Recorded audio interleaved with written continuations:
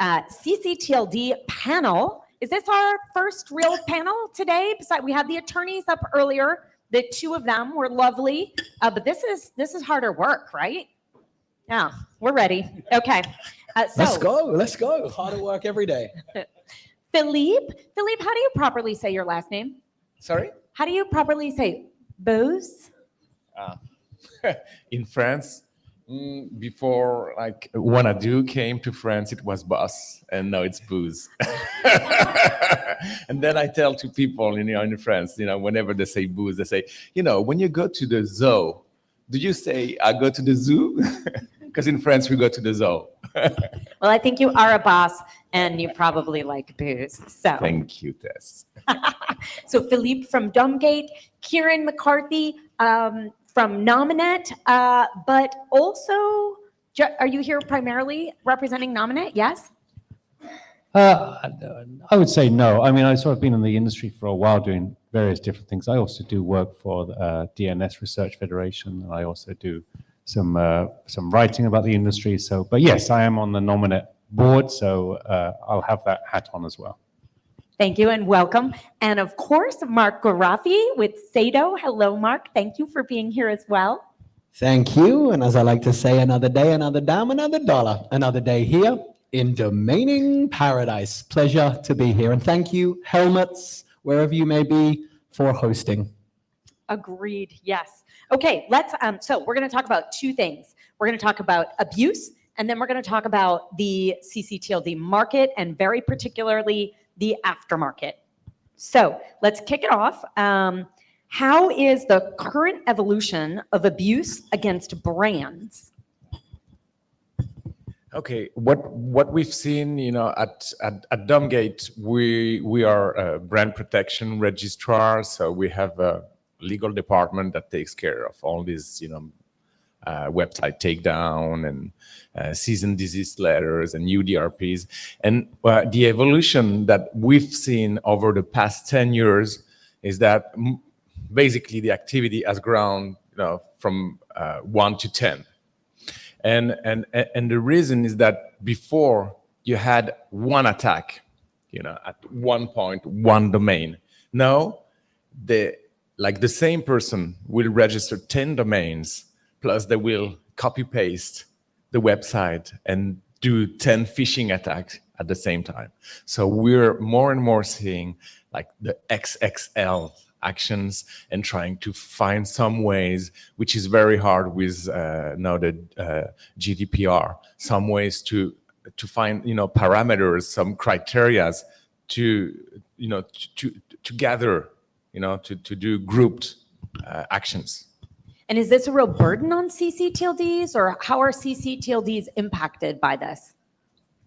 I would say that ccTLDs are particularly impacted by these attacks because, contrary to GTLDs and even new GTLDs, some of the ccTLDs don't have any policies that enable to have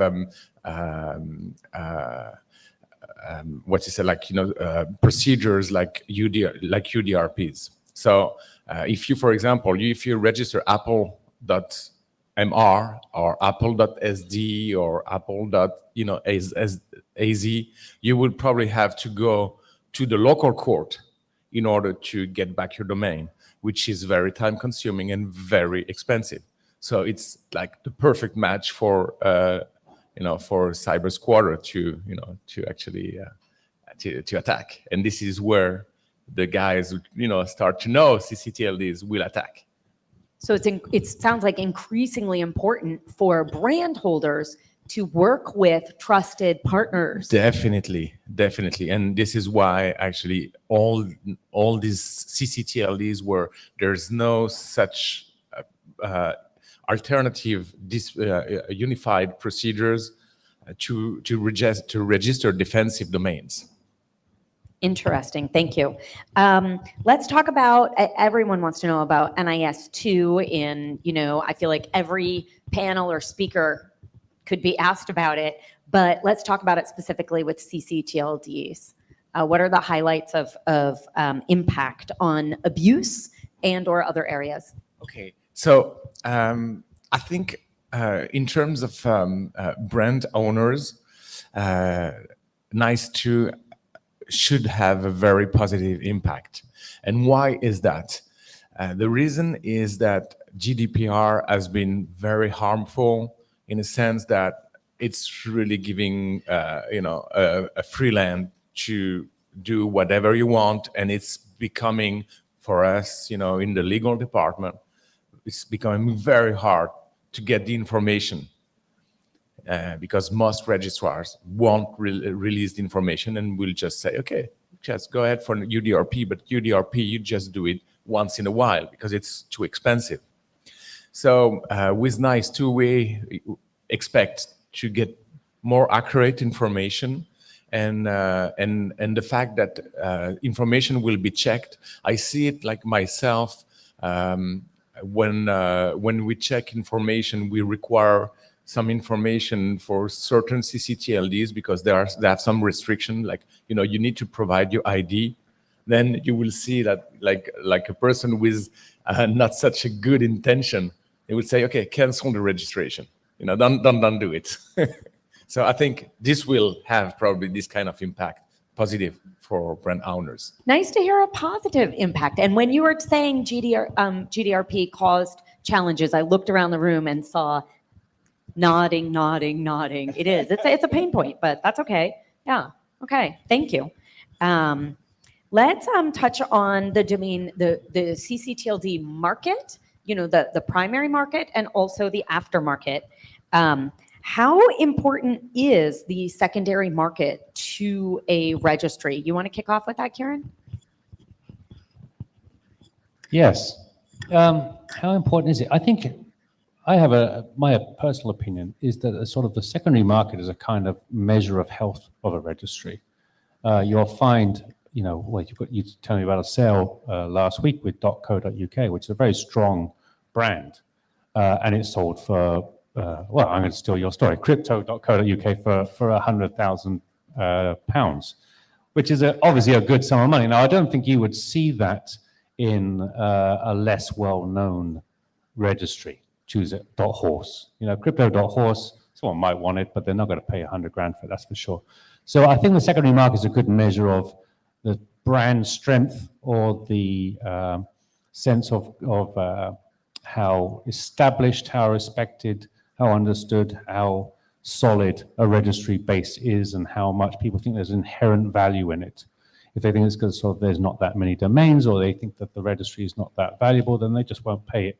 Something pops up and it's a .co.uk, especially if it's a good name, people say, well, that has inherent value. So I think there is, while the actual secondary market doesn't impact the registry directly, I think indirectly it shows the inherent value that there is in how a registry is being run and has been run over a long period of time, and the level of trust that the market has in it. I think that's fair to say. Particularly fair. And Mark, I didn't catch everything Kieren was saying. What? Yeah, so it's a perfect timing, I guess. We're in the UK, we're at a domains conference, I'm talking on a ccTLD panel, and on Friday I made the announcement that I had the successful brokered sale of crypto.co.uk for £100,000, $129,000. So great timing to bring it in now, and thank you. So it's nice to see that the aftermarket is strong for ccTLDs. And I was just doing some calculations actually before I came down here. And surprisingly, I didn't know this myself until I was looking at my numbers. This year from December through to August, I've done around 3 million in brokered sales. And approximately a third of that, it's about $780,000 of that, has actually come from ccTLDs. And not just trend ccTLDs that's how I phrase it anyway, such as .io or .ai, but this crypto.co.uk was actually not the biggest .co.uk sale I've done. In December, I did a single letter, I can't disclose what it was, but it was a single letter .co.uk for £150,000, $190,000. And I've also done a .com.au, a .fr, a .au, a .ca, lots of different extensions, all of those I just mentioned in the mid-5 and upper 5-figure range. So we are still seeing publicly and behind the scenes strong ccTLD sales. And so there is value there in the aftermarket. So if you've got a good keyword, if you've got something I've noticed in the geo space, actually, so a geo city related to that country code, I've sold quite a few of those in the $50,000 to $70,000 range as well. So there's movement, there's activity, and there is still value there. Thank you, Mark, and congratulations. Thank you very much, Tess. Philippe, tell us a little about some emerging or evolution with some ccTLDs and how that's trending towards more openness. I would say that during the past years, there has been a real trend, I could say, because ccTLDs have this specificity to have some restrictions. Sometimes it's linked to local presence. Sometimes it's linked to the fact that the domain must be matching a trademark, a name, a company name, for example. And during the last years, we have seen many ccTLDs opening, becoming available to everyone. So this has been the case for the creation of .tr, where, Turkey, you needed to have some kind of link with Turkey to register it. We've seen .id being released, while you also had to bring some evidence of local presence with ID. We've seen just recently .cv. That was, I was selling .cv one, like, I think pretty much, nobody was buying Tell that. the story. And .cv actually bought some .cv, very interesting .cv, because no one was buying them. And now that it just got bought by, I think, some registry, I don't remember the name, and now it's available to everyone. So what for me, what it says is that the ccTLD now are becoming aware of the importance of this economic framework, and making less restriction. And this is the real trend over ccTLDs, and I believe this will go on. And this is really positive for the economy. Yeah, it's great for the economy, especially of those countries. And I think they also have the tools to support prevention of abuse and spam that maybe weren't so accessible or affordable years ago. Exactly. This is the main point. It's like I think all these restrictions are some kind of fear that something will happen, While if you have the proper tool, the proper framework, there's no reason, Especially today with AI, with, you're able to check some databases to prevent that, it matches trademark, whatever, and it can be done easily afterwards. Yeah, I see the market slightly differently. I think that, they've always had ccTLDs, and a large number of them were restricted people that lived in that country, because after all, that was the idea. I remember .fr originally, you had to be French or living in France. .eu, you have to be, there was a whole issue with Brexit and .uk domain owners having to come out of .eu. So there was a reason, because you were building up the strength of that brand by, sort of France, .fr, Italy, .it, and that model still holds to a degree if you are a strong country code brand. But I do think the way all these new GTLDs have come in, so now we have literally your .horses, and also sort of almost more obscure .sds we were talking about earlier, which is a seemingly obscure thing rather than just a name. It's an SDS. So I think that the CCs who haven't been strongly established as connected to people that live in that country, or if the country is quite small, then they've realized, there's value in opening up. So I do think we're generally heading into a more open situation here. And if you can then literally they become, rather than being countries, they've become brands now, like a .cv, .io, .ai, et cetera, et cetera. It's something where you're reaching globally for a particular market. So I do think you're right. It's definitely opening up. And I think the new GTLDs have driven that process. Yeah, and I think my background in this industry is on the registry side. So I was with .club, .global, I was with Affilius, overseeing 27 GTLD extensions, which is also, whilst I was at Affilius, where I stumbled across .io. And I guess you can say I was about 18 months ahead of the trend really kicking in into the industry. And I was in a very unique position on the registry side with the .io extension.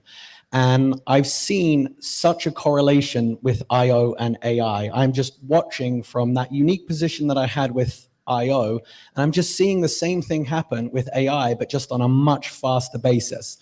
And a lot of the time people ask me about value of names. And first of all, I have an opinion, just like everybody has an opinion, but I never give a quote simply because there's too many factors involved that can't be quoted when it comes to a domain valuation price. But a lot of people say, oh, I want $500,000 for this .ai. Well, I often say when it comes to ccTLDs, when it comes to any extension, including GTLDs, there are trend domains like these IOs and AIs. A few years ago, I was selling these IOs like hotcakes. They were going off the shelf. Now that is dramatically slowed down, and it's like .ai has come along, the bully in the playground.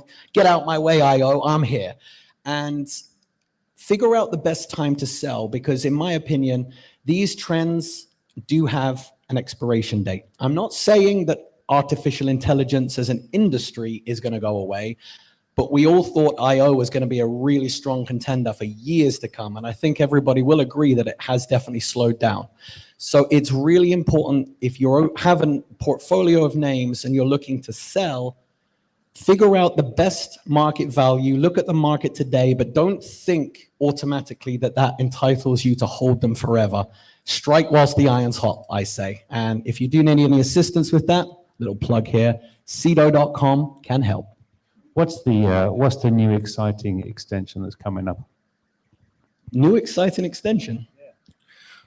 What's the next .ai? Oh, Actually, yeah. I didn't mention it because another great one that just came out, because I remember it's an extension where to register it, you had to send your client to the registry, and then it had to go to 2 different places. I never made it. And now it became fully available. It's .ad, Andorra for .ad. Which gonna be, I think it's the next, I hope, and it should be next .ai or next .io. Everyone's got their opinion. We've got the attendees over there from .lv, and I have to say, I've been talking to them this trip. Honestly, I didn't really ever hear of .lv, and I know that there's some restrictions in place with what you were doing, but LV, Las Vegas, it just makes sense to a degree. And there's certain marketing efforts that can be done for IO. There's certain marketing efforts that can be done for all these CV or like a resume. There's ID identification. So there's always going to be a potential trend. But again, even with my style of marketing and what I do, jumping from planes, promoting domains, scuba diving with shipwrecks, promoting domains, zip lining over mountains, promoting domains. And later this year, I'm going to be going swimming with great white sharks, true story, swimming with great white sharks, promoting different domains from the cage in the ocean. You got to find what works for you, not only in selling and marketing, but also what you feel passionate about when it comes to an extension. You found, what did you just say, CV? CV. So I'm not sure if anyone in this room owns any CVs. You do, because you found something that you've seen, and you never know. It could be that next big thing, and I'll be coming to you to sell your names. Yeah, I hope so. So actually, let's look in the perspective of new GTLDs. So, 2026 could not come any faster. It's just going to be a blink, and it'll be here with another round of GTLDs. Where do you see the ccTLD with this neat emergence of awareness and access growing? Where do you see that, bumping into each other? Do you think this is positive for ccTLDs? Do you think ccTLDs are at risk to lose some market share? Do you think all ships rise? Where do you stand on that? And feel free to, expand a little on why. Kieren, you want to go? Well, first of all, none of us know, which is worth stressing. I remember I ran some conferences around the last new GTLD round, which didn't happen how we thought it was going to happen at all. If I was to bet, I would say this new round would be mostly brands, and blockchain might be interesting. And then people, hopefully, I hope this would happen last time, people with a really interesting idea of what could be done with domains. We're still waiting to see something new and innovative. In terms of the impact on CCs, I would tend towards all boats rising. I think even now, most people, I mean, obviously everyone in this room does, but I would say most people out there still don't really think about things beyond the .com and then where you live and maybe a .org, etc. So I think that the more use you get to seeing domains, walking in around London, seeing a new GT, there's a whole bunch, I'm sure you will do it too. There's a whole bunch of us in the industry that will send pictures of one another. Hey, just saw a .whatever when you see it on a bus or, yeah. So that's the domain name nerds. And I do think the more you see of that, the more people will think more broadly beyond just your .coms, beyond just so I like to think that all boats will rise a little. I do think the established ccTLDs, like .uk is a good example, are unlikely to benefit a lot from this. They might lose a little bit from this because if people can't get, if you've got, like for example, .uk has got, how many is it, 16 million, 12 million, I can't remember, a lot. So there will be a relative shortage if you're opening a new, cup business, then you might go for something .cup rather than finding the cup.co.uk, but it's very hard to know. I do think for the smaller CCs, it's probably a bigger opportunity. And I just have to say again, from the registry side, being on the GTLDs for many years, there is only so much a single registry can do. Again, I'm not talking about an Identity Digital or a GoDaddy who obviously have hundreds of ccTLDs and significant finance behind them. But from a .club, as a single TLD that we ran, we pushed that as a team and that extension out there. And we really kind of got insight in mind. And we did very well as an individual TLD company. But we were still only scratching the surface. And it's still to this day, as you said, a lot of people don't know, but I do believe definitely in the last decade, awareness has significantly grown. I was in Liverpool a couple of weeks ago and yeah, I did that picture thing. That's me, I'm a domain nerd. And I was looking around and I was just walking down. I saw Liverpool.legal and big writing www.liverpool.legal. And I think that www is still important for these GTLDs for the community. And so that is one example where, yeah, maybe one opportunity, they could have chosen liverpoollegal.com or .co.uk specifically, but maybe that was taken. So they found a suitable alternative. So I do think market share is going to be touched upon, and there is, of course, going to be overlap, and there is definitely going to be less registrations here because there's more options there.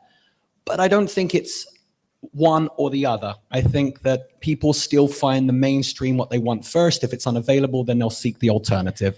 And if you know enough about domains, you'll get the .co.uk, you'll get the .com, and you'll get the GTLD to cover your basis overall. Thank you. Yeah. Philippe, did you want to add something? Okay. Well, I think this was very informative. I think we're going to see ccTLDs, especially in the year and a half before new GTLDs, we're going to see they have this great opportunity. People are going to hear about .ad.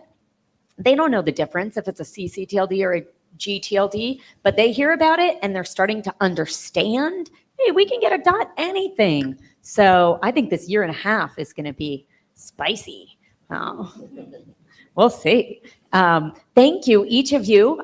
Fabulous panel and great camaraderie. So we'll see you next time. Thank you.